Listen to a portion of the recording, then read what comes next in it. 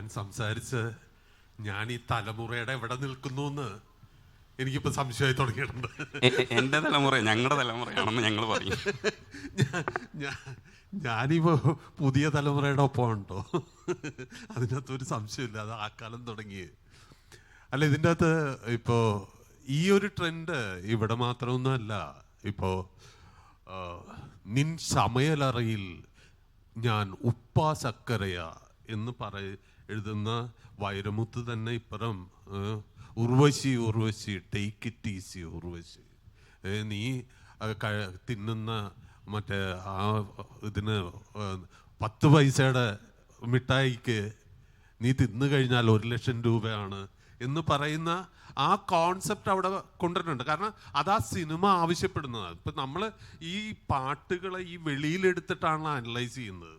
സിനിമയ്ക്ക് വേണ്ടി ഉണ്ടാക്കുന്ന പാട്ടുകൾ സിനിമയുടെ അകത്ത് നിർത്തി ആലോചിച്ച് കഴിഞ്ഞാൽ എനിക്ക് തോന്നുന്നില്ല. അതുകൊണ്ടിട്ടാണ് നമുക്ക് ഇത് ഇൻഡിപെൻഡൻ്റ് ആയിട്ടൊരു ഇടം ഉണ്ടാക്കിയെടുക്കണം എന്ന് ഞാൻ പറയുന്നത്. പാട്ട് നമുക്ക് ആവശ്യം തന്നെയാണ്.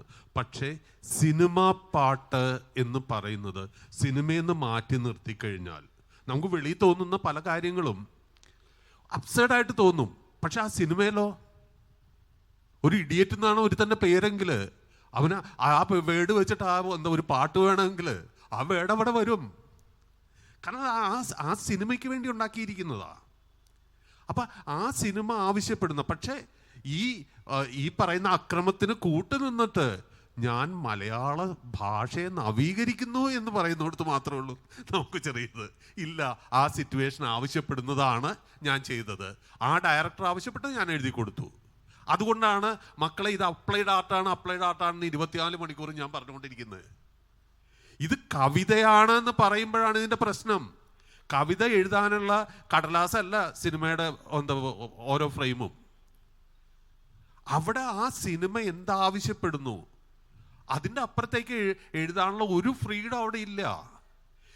അതിനപ്പുറത്തേക്ക് കൺസീവ് ചെയ്യാൻ സാധിക്കുന്ന ഒരു ഡയറക്ടർ ഉണ്ടെങ്കിൽ ചന്ദനലേപ സുഗന്ധം വരും. അതുമാത്രമല്ല, സാറിൻ്റെ എനിക്ക് ഏറ്റവും പ്രിയപ്പെട്ട ഒരു പാട്ടെന്ന് പറഞ്ഞു കഴിഞ്ഞാൽ എത്രയോ മണമുള്ള കുടമുല്ലപ്പൂവിന് എന്നുള്ള എത്ര കിനാക്കൾ ഉണ്ടായിരിക്കുന്നത്. ഓമ എഴുന്നേറ്റ് പോയി. അതുണ്ട്, ആ കവിത ഉണ്ട്. പക്ഷേ അത് അത്തരം ഒരു സിനിമയിലും അത് മനസ്സിലാവുന്ന ഒരു ഡയറക്ടർ എടുത്തേ വർക്കൗട്ട് ആവുള്ളൂ.